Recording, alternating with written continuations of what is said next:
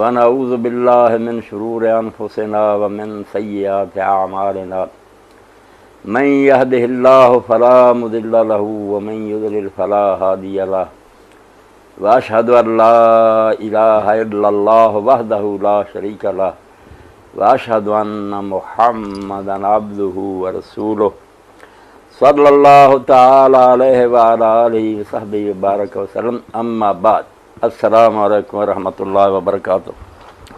وعلیکم السلام ورحمۃ اللہ وبرکاتہ. اس وقت ہمارے ساتھ معروف دینی اسکالر مولانا محمد اسحاق صاحب تشریف فرما ہیں. آسٹریا سے محمد زاہد صاحب نے چند سوالات مولانا سے کیے ہیں، جس میں انہوں نے محترم جاوید احمد غامدی کے موقف کو مولانا کے سامنے پیش کیا اور چند سوال پوچھے ہیں. میں اب درجہ بدرجہ مولانا سے ان سوالات کے بارے میں پوچھوں گا کہ برائے مہربانی ان سوالات کو قرآن و سنت کی روشنی میں اس کی وضاحت فرما دیں تاکہ ہمیں بات کو سمجھنے کی آسانی رہے. مولانا، پہلا سوال یہ ہے کہ فریضہ اقامت دین صرف نبیوں اور رسولوں کا کام ہے. عصر حاضر کے مسلمانوں کے لیے فریضہ اقامت دین لازم نہیں ہے، یہ بات کس حد تک درست ہے؟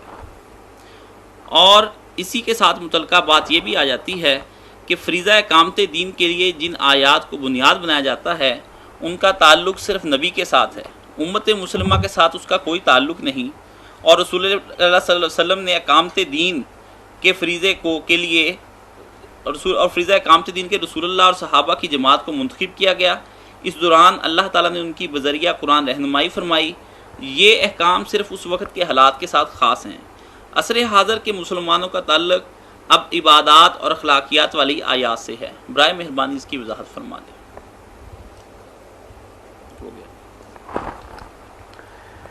یہ چاروں سوالات دراصل ایک ہی سوال ہیں کہ فریضہ اقامت دین صرف نبی علیہ الصلوۃ والسلام کے ذمہ تھا یا زیادہ سے زیادہ آپ کے بعد صحابہ کرام کی یہ ذمہ داری تھی کہ وہ اقامت دین کریں. وہ دور لد گیا، اس لیے یہ آیات جو ہے نا اب ان کا کوئی نہیں تعلق ہم سے. بعد والے مسلمانوں کے لیے اتنا ہی کافی ہے کہ وہ اللہ کی بات کریں، اپنے اخلاق درست کریں.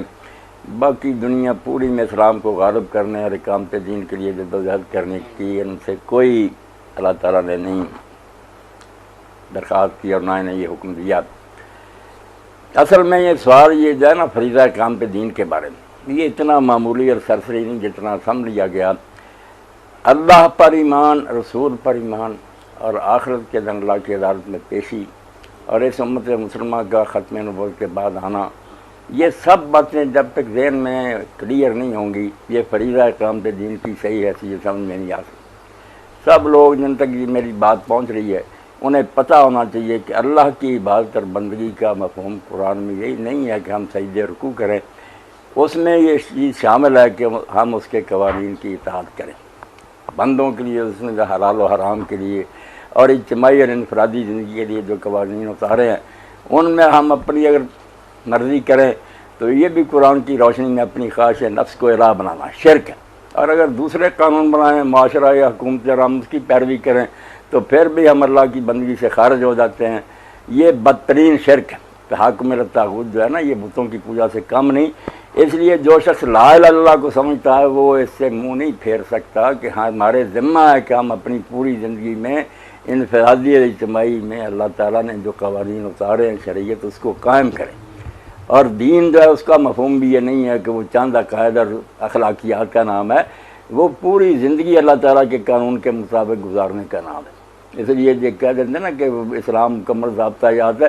اصطلاحوں کی بات کیا، اصطلاح ہاتھ میں وہ غامدی صاحب بھی اور دوسرے لوگ بھی اس دور میں جدید الفاظ استعمال کرتے ہیں. دین کا جو اصل مقصد ہے کہ اللہ کو حاکم مان کر، اس کے رسول کو اس کی طرف سے پیغام پہنچانے والا سمجھ کر اور آخرت کے دن پر یقین رکھ کر اپنی پوری زندگی جس سے کوئی شعبہ خارج نہیں، ساری زندگی خواہ وہ بال بچوں میں ہم بسر کریں، خرید و فروخت کریں، عدالتوں میں بیٹھیں، میدان جنگ میں ہوں، ہر جگہ اللہ تعالیٰ کے قوانین کی اطاعت جو یہ دین کہلاتا ہے. اب یہ دین کا لفظی اور لا الہ الا اللہ ہمیں مجبور کرتے ہیں، ہم سے تقاضا کرتے ہیں کہ ہم اس کے لیے کوشش کریں کہ ماحول ایسا ہو کہ بندگان خدا بلا کسی رکاوٹ کے اللہ کی اطاعت کر سکے، پوری زندگی اس کی مرضی کے مطابق گزار سکے. اور ظاہر ہے کہ اس دنیا میں اللہ تعالیٰ سے بغاوت کرنے والے لوگ بھی موجود ہیں، اگر ان کے پاس اقتدار ہوگا تو پھر تو مسئلہ بہت مشکل ہو جائے گا. ہم صرف اخلاقیات اور عبادات تک بھی محدود رہیں تو یہ دائرہ سکڑتا جائے گا. وہ کافر یا باطل حکومتیں جو ہے نماز تک کے لیے چھٹی نہیں دیں گے، جیسا کہ مشاہدہ ہو رہا.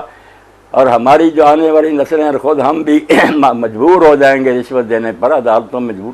اس لیے غالب نظام کوئی ایسی شے نہیں کہ اس سے آنکھیں بند کر کے آدمی کہے میں اپنے اخلاقیات درست رکھوں. نہیں، جزیرے میں ہم نہیں رہے، دنیا میں ایک دوسرے پر اثر انداز ہوتے ہیں لوگ.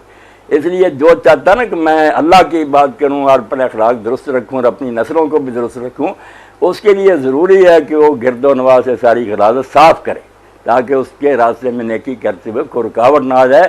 فریضہ اقامت دین خود دین کا لفظ اللہ پر ایمان، کہ اللہ پر ایمان اور توحید کا معنی ہے ساری زندگی اللہ کی مرضی کے مطابق گزارنا. اور اس کے لیے ظاہر ہے کہ اس میں اجتماعی زندگی بھی آتی ہے. تو اس لیے کے لیے پھر دین جو ہے نا اپنی حکومت چاہتا ہے، اپنے علاقے چاہتا ہے جہاں لوگ اسلام پر عمل کر سکیں. اور یہ جو ہے نا کہ جہاد، اس کا بھی بنیادی مقصد یہی ہے، لوگوں کو کلمہ نہیں پڑھوانا. راستے میں جو رکاوٹیں نا کہ غیر مسلم بھی اگر اسلام کو قبول کرنا چاہیں تو وہاں ان کے راستے میں معاشرے کی اور حکومتوں کی رکاوٹیں ان کو دور کر دینا ہے. بعد میں کھلی آزادی لوگوں کو دے دینا ہے کہ سوچ سمجھ کر اگر حق سمجھتے ہو اسلام کو قبول کر لو، یا کم از اس کے پرامن نظام کے زیر سایہ رہو. جو آدمی بھی قرآن کو صحیح نیت سے پڑھے گا اور حدیث رسول کے، وہ بغیر اس کے رہ ہی نہیں سکتا. اس کا چین حرام ہو جائے گا کہ میں اور میری نسلیں تبھی اسلام پر قائم رہ سکتی ہیں اگر سارا ماحول جو سازگار ہو. اگر ایسے حالات پیدا ہو جو دھکیل کر ہمیں برائی کی طرف لے جائیں، کہاں ہمارا دین ایمان بچے گا؟ اخلاقیات بھی نہیں بچیں گے، باتیں بھی ایسا ایسا چھوٹ جائیں گی. لوگ سمجھیں گے یار نماز کا کیا جوڑ ہے باقی زندگی. تو اللہ کے لیے دین کا پر ظلم نہ کریں سارے حضرات. اور یہ ساری چیزیں ہم بھی صاحب بھی جانتے تھے، لکھتے رہے، رسالے اور کتابیں لکھی، کوئی بعد میں ایسی دلیل نہیں مل گئی جیسے وہ سمجھیں کہ نہیں اب یہ نہیں کام فرض. صرف کیا کہیں اب ان پر کیا مجبوری ہے. ان کے استاد بھی لکھتے رہے. یہ میرے پاس اس وقت سامنے نا تدبر قرآن ہے، اور اس میں سے صرف 2 آیتوں کا میں پڑھ دوں گا، چھوٹا چھوٹا ٹکڑا. یہ سورہ نساء ہے اور اس کی 135 نمبر آیت. یا ایھا الذین آمنوا کونوا قوامین بالقسط شہداء للہ. تو دیکھیے مولانا یہاں کس سے مراد حق و عدل کی وہ میزان ہے جو اللہ تعالیٰ نے اپنی کتاب کی شکل میں عطا فرمائی ہے. مطلب یہ ہے کہ اہل ایمان اب تمہارا ہر قول و فعل اسی بات اسی ترازو سے تولا ہوا ہو اور تم اسی پر قائم رہنے والے اور اسی کو قائم کرنے والے بنو. یہاں سب اہل ایمان کو کہا قیامت تک جو ایمان لائے کہ خود بھی قائم رہنا ہے اور لوگوں کو بھی اس پر قائم کرنا. شہداء للہ یعنی مجرد اس پر قائم رہنا ہی تمہاری ذمہ داری نہیں ہے، بلکہ تم دنیا کے سامنے اللہ کی طرف سے اس کے دائی اور گواہ بھی ہو، جیسا کہ فرمایا وَكَذَلِكَ جَعَلْنَاكُمْ أُمَّةً وَسَطًا پوری ہے. اور اسی طرح ہم نے تم کو امت وسط شاہراہ پر قائم رہنے والی امت بنایا تاکہ تم لوگوں پر گواہ بنے ہو اور رسول تم پر گواہی دے. اور آگے اسی مضمون کی آیت میں لفظ تھوڑے سے فرق ہے، بات یہی ہے یا ایھا الذین آمنوا کونوا قوامین للہ شہداء بالقسط. یہ سورہ مائدہ کی 8 نمبر ہے. تو اس کے بارے میں لکھتے ہیں تھوڑے سے تغیر الفاظ کے ساتھ یہ ٹکڑا سورہ نساء کی آیت 35 میں گزر چکا ہے، وہاں اس کی وضاحت ہو چکی ہے. یہ اسی میثاق کی اجتماعی ذمہ داری واضح کی گئی ہے کہ مسلمانوں پر بحیثیت امت مسلمہ، یہ نہیں کہ رسول اور صحابی، امت مسلمہ یہ ذمہ داری ہے کہ وہ اس حق و عدل کے علم بردار بنیں جیسے آخری شریعت کی شکل میں ان کو عطا ہوا ہے. خود اپنے اندر اس کو قائم کریں اور اسی کی شاد دنیا کے سامنے دیں. تو یہ فریضہ جو ہے نا اقامت دین، چاروں سوال آ گئے اس میں. یہ حضور کا بھی تھا، صحابہ کا بھی تھا، امت کے ہر فرد کا، ہر پوری جماعت کا بھی ہے کہ وہ اس اسلام کو اصل شکل میں قائم کریں اپنے حدود کے اندر اور پھر اس کو پوری دنیا میں قائم کرنے کی کوشش کریں. اگر کوشش نہ کریں اور لوگ جہنم کو جائیں تو ان لوگوں کے ساتھ بلکہ ان سے زیادہ ہو سکتا ہے مسلمانوں کی گرفت ہو جائے کہ تمہارے پاس اللہ کی طرف سے روشنی تھی، تم نے کیوں دنیا کو مہیا نہیں کی.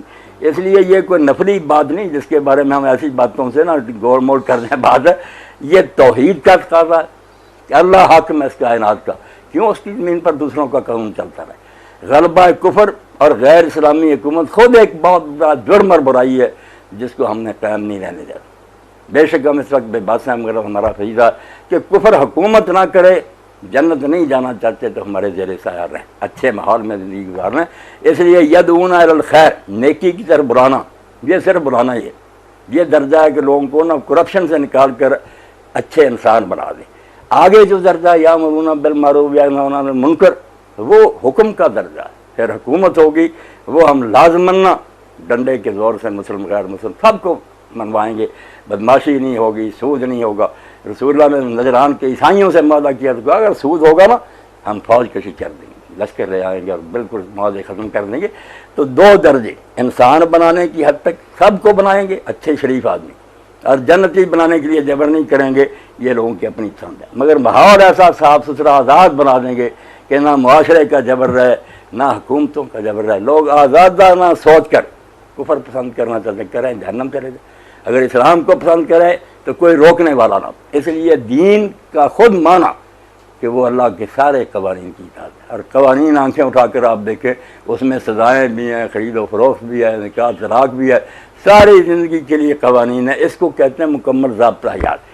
جو یہ بات ہے نا کہ مکمل ضابطہ حیات کا مطلب یہ کہ تفصیلات ہوں، ڈیٹیلز ہوں، ایک ایک بات لکھی، یہ غامدی صاحب سے مجھے توقع نہیں کہ یہ معنی لیتے ہوں. یہ تو کوئی عقل مند لے ہی نہیں سکتا. سمندر جتنی سیاہی لے کر بھی کتاب لکھ لی جائے تب بھی نئے نئے سوال پیدا ہوں گے. اسلام کے مکمل ضابطہ حیات ہونے کا یہی مطلب ہے کہ اس میں ایسے اصول اور گر بیان کر دیے گئے ہیں جو قیامت تک سارے مسئلوں کو حل کرنے کے لیے کافی. جب کہہ دیا کہ فاحشات حرام کر دیں گے، فاحشات، تو اس کلیے سے قیامت تک جتنی بے حیائی کی نئی نئی قسمیں بھی نکلیں گی جس سے ہم دیکھیں کہ یہ تو آدمی کو بدکاری اور زنا کی طرف لے جاتی ہیں. اس کے تحت وہ خود بخود حرام ہوتی جائیں. اگر لکھ دیا جاتا ہے کہ یہ فاحشہ ہے، یہ برائی تو وہ تو محدود ہوتی.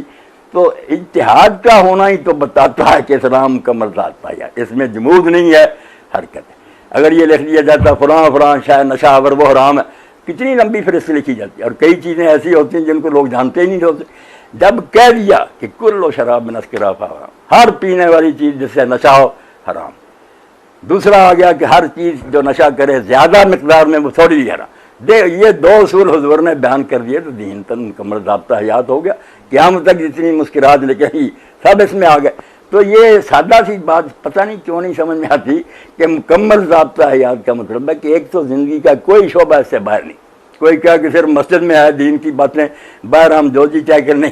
زندگی کے سارے شعبوں کے بارے میں باؤنڈری لائنز ہیں، حدود ہیں، لکیریں کھینچ دی گئی کہ ان کے اندر رہنا.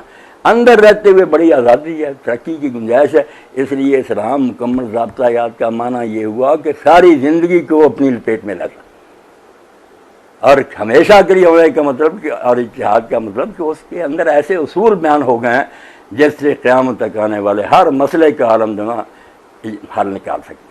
تو مکمل ضابطہ حیات کی بات کی آ گئی. تو لا الہ الا اللہ کا مفہوم ہو گیا کہ ہم اس وقت تک موحد نہیں رہ سکتے، نہ ہماری کوئی بات نہیں جب تک ساری زندگی میں اللہ کا قانون نہیں چلتا.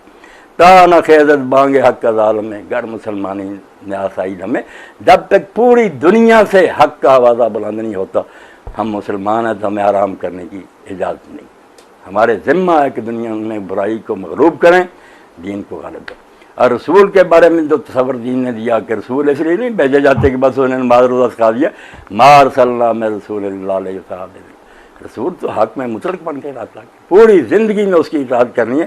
اب زندگی میں دیکھ رہے ہیں آپ نے حکومت کی ہے، جنگیں کی ہیں، جزیے لیے، سزائیں دی ہیں، نماز روزہ بھی کیا. وہ ہم چند باتیں رکھ رہے ہیں کہ صرف یہ کرنی ہے تو رسول کی اطاعت مطلقہ تو نہ ہوئی کہ پوری زندگی اس کی فرما برداری میں گزار رہی. اور آخرت کے بارے میں جو اللہ تعالیٰ نے قرآن میں یہ بات بتائی کہ رسول اور نبی جو آئے ہیں نا وہ اس لیے آئے تاکہ قیامت کے دن کوئی کہہ نہ سکے کہ مجھ تک دین نہیں پہنچا. اب جو ہم ختم نبوت کے قائل ہیں کہ حضور کے بعد نبوت بند ہے، یہ لوگ جو بعد میں آئے ان کو ہدایت کی ضرورت نہیں. اگر انہوں نے کہہ دیا کہ پہلوں کے لیے نبی بھیجا ہمارے لیے کون ہے، تو یہ امت بھی یہ کام نہ کرے اور اس کی ذمہ داری نہ. صحابہ تک کام ختم تھا، بعد میں آنے والے لوگ جب بڑھے یہ کس سے ہدایت حاصل کریں؟ نہیں، ہر مسلمان کا کام ہے جو آیتیں میں نے پڑھی کہ وہ خود بھی دین پر عمل کر کے نمونہ بنے قرآن کا. یہ راز کسی کو نہیں معلوم کہ مومن ساری نظر آتا ہے حقیقت میں خدا. ایک چلتا پھرتا قرآن بنے، ہر بندہ اس کے قول و فعل سے سمجھ بھائی صحیح اور درست راستہ ہی، اور لوگوں کو بھی شہداء اس کی طرف لائے. اور یہ شہادت حق کا دین کو پیش کرنا وہ یہ نہیں کہ مسئلے بتا دیے. غامدی صاحب نے کوئی کتاب لکھ لی، میں نے لیکچر لے لیا، وہ ہے کہ وہ نمونہ قائم کریں، ایسی ریاست اور اسٹیٹ جس میں اسلام اصل شکل میں چلتا ہو اور لوگ آنکھوں کے سے دیکھیں کہ واقعی اسلام میں یار یہ برکتیں ہیں، اس کا معاشی نظام ایسا عدل ہے. باتوں سے کیا بنتا؟ اس لیے یہ مختصر باتیں جو نا اس میں دفتر ہیں، کہ اللہ کو ماننے کا مطلب کیا ہے، رسول پر ایمان کا مطلب کیا ہے، آخرت کی عدالت میں جو فیصلہ اس کا دار و مدار ہے کہ لوگوں پر حجت تمام ہو۔ حجت تمام نہیں ہوتی باتوں سے، اس کے لیے ضروری ہے کہ لوگ نمونہ دیکھیں۔ اسی لیے مکہ میں چند عقل مند آدمیوں کے علاوہ کوئی اسلام نہیں لایا۔ لوگ جو ان کی سمجھ میں نہیں آتا تھا کہ یہ کس طرح ہو سکتا ہے یار، لوگ اپنی دولت غریبوں کو دے دیں۔ جب مدینہ میں آنکھوں سے لوگوں نے دیکھ لیا، یدخلون فی دین اللہ، لشکروں کے لشکر ہے۔ اس لیے 4-5 سوال ہونا وہ انشاءاللہ اسی بات میں آ گئے کہ فریضہ اقامت دین نفلی کام نہیں بلکہ سارے دین کی روح ہے۔ یہ ختم کر دیا جائے نا اور کہا جائے حضور تک تھا، صحابہ تک، سارا دین پیٹ دیں۔ میں کہتا ہوں اس سے دلیرانہ جو ہے نا موقف وہ بہائیوں کا، ایمانداری سے اگر یہ لوگ سمجھتے ہیں کہ قرآن آؤٹ آف ڈیٹ ہو چکا، کیوں پھر ایج پیج کی باتیں کرتے، سادہ سی بات کہنا کہ یار اس زمانے کے لیے قرآن نہیں، یہ عبادتیں اور اخلاق ہمارے لیے، اس کا کیا فائدہ؟ یہ بھی چھوڑیں، اس دور کے پرانے کو فرق کیا کہ عبادتیں اور اخلاق سارے مسلمان کریں اور جہاد اور فریضہ اقامت دین صحابہ ہی کریں، کہیں یہ فرق نہیں۔ یہ لوگوں کو خوش کرنے کی یہ بات گھڑی گئی ہے۔ اگر یہ ایسا ہی بیکار ہو چکا نا تو چھوڑیں۔ وہ نئی شریعت انہوں نے بھائیوں نے دے دی، لوگوں کے مطالبوں کے مطابق سود جائز کر دیا، پردہ ہٹا دیا۔ کرنا یہی چاہتے ہیں یہ لوگ سارے، مگر اس کے لیے ڈرتے ہیں کہ لوگ کہیں گے یار قرآن کی بیکاری نہیں، قرآن عظیم ہے فلاں فلاں، مگر کہیں گے یہی کہ اب اس دور میں کام نہیں دیتا۔ یہ اقامت دین کے بارے میں یقین جانے دل جلے سے میں نے باتیں کر دی، کیونکہ وحید الدین خان صاحب کا بھی پڑھا ہے، غامدی صاحب کا بھی پڑھا، مگر افسوس ہے کہ ہر ایڈیشن میں لکھ دیتے ہیں کہ میں نے اب اس سے رجوع کر لیا۔ بھائی رجوع ٹھیک ہے کہ آدمی کے علم میں ترقی، مگر اس طرح کی ترقی کہ پورے قرآن کو ہی بدل دیا جائے۔ قرآن سے پہلے کچھ ساری عمر نظر آئے، چھاپا جائے، تفسیریں لکھی جائیں، استاد امام لکھیں، فریضہ اقامت دین دعوت دین اس کا طریقہ کر، بعد میں اچانک پینترا بدل دیا جائے۔ یہ رجوع نہیں نہ یہ علمی کوئی نہ تبدیلیت، بالکل یہ کہنا چاہیے کہ باطن کی خرابی اللہ مجھے اور غامدی صاحب سب کو بچائے۔ اللہ سے پناہ مانگیں کہ وہ ہمارے جو شرور انفسنا سے ہمیں بچائیں۔ اللہ کو اگر ماننا ہے، رسول پر ایمان لانا، اس کی پیروی کرنی، تو اس میں صرف نمازیں روزے اخلاق نہیں، اس میں عدالتیں ہیں، اس میں میدان جنگ میں جہاد ہے، اس میں قانون سازی ہے۔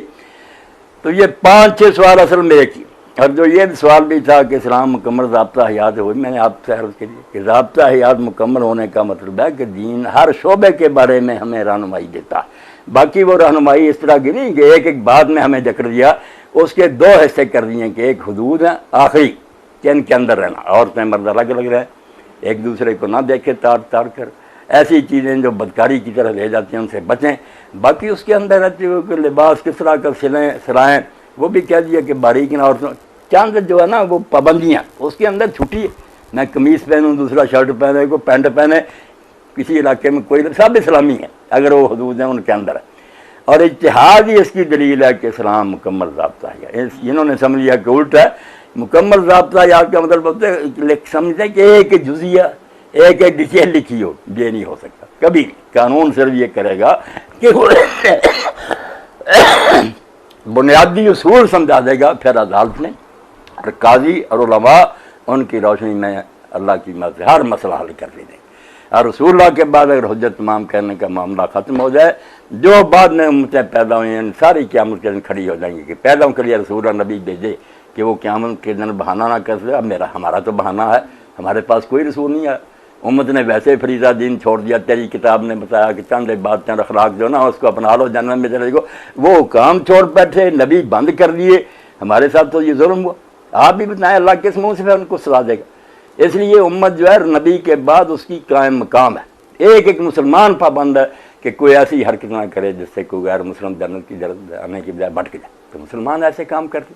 تو یہ فریضہ اقامت دین سمجھیں، وحید الدین خان کہیں جو کرے سب اللہ پناہ دے، غلط راستے پر امت کو چلا رہا ہے۔ ذمہ داری ہے ہماری، ہم بری نہیں ہو سکتے عدالت میں قیامت کی جب تک یہ ثابت نہ کر دے کہ کوئی غیر مسلم بتایا کہ ہم نے اس تک دین نہیں پوچھا۔ اس لیے قولی شہادت، پھر عملی شہادت، اس کے بعد نا ایک نمونہ کی شہادت، یہ سب چیزیں ضروری ہیں۔ اور یہ ساری باتیں استاد امام امین حسن اسرائی صاحب رحمۃ اللہ علیہ نے ضابط دین اور اس کے طریقہ کار میں بیان کر دی ہیں کہ یہ سب شہادت میں آتی ہیں کہ ایک نمونہ قائم کرے پورا۔ تو فریضہ اقامت دین سمجھ لیں یہ دین سارا ہے، یہ نہیں کہ اس کا کوئی حصہ ہے۔ توحید اسی میں ہے، رسول کی اطاعت اسی میں ہے، آخرت کی عدالت میں ہمارے بری ہونے کا مدار اس پر ہے، اور دین کا کوئی حصہ اس سے باہر نہیں۔ آیات اور حدیث جانوں میں کوئی یہ تقید نہیں، کہیں نہیں کہا گیا کہ حضور اور مسلمانوں تک تھا، نہیں آیتوں نے صاف کہا سورہ نساء میں کہ اے مومنو دین کو قائم کرنے والے بنو اور پوری دنیا کے سامنے اس کا اعلان کرو۔ یہ قرآن کی نصوص ہیں۔ اب ان کے اندر تبدیلی اور اس کی تخصیص کے لیے اس دور میں تھا، اس طرح میں نے کہہ دیا بھائیوں کی بات ٹھیک ہے، سارا قرآن ہی اس دور کے لیے تھا، پھر کیا بنائیں؟ بی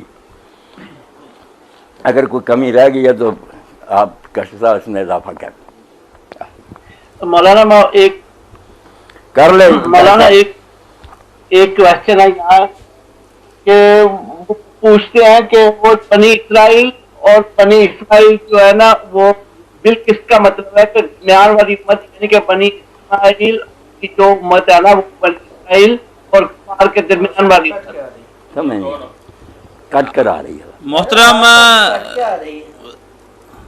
زاہد صاحب آپ کی آواز جو ہے وہ صحیح نہیں آ رہی یہاں، کٹ کٹ کر آ رہی، اس بات میں نہیں سمجھ کٹنگ میں آئی۔ ہے تو انٹرپشنز ہو رہی ہیں، تو آپ یہ کائنڈلی اپنا سوال لکھ کے بھجوا دیں اسکائپ پر، ہاں، تو میں وہ اسے پڑھ کے پھر مولانا کے سامنے بتا بیان دیں۔ کر دوں گا۔